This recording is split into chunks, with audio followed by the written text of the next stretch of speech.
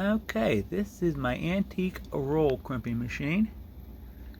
Very simple hand operated device.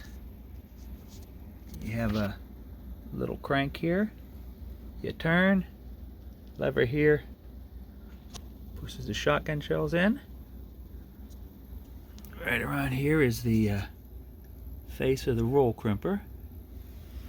And let me show you how this works. I have some paper shotgun shells here, already to be crimped, loaded with black powder and double up buck. And I'll put it in here, and then I'll put this on a stand so you can see how it rolls.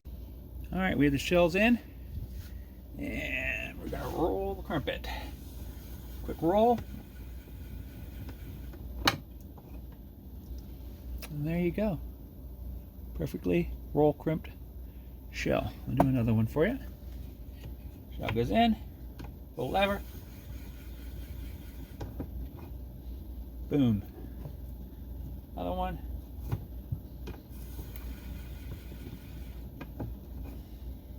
Boom. Another one.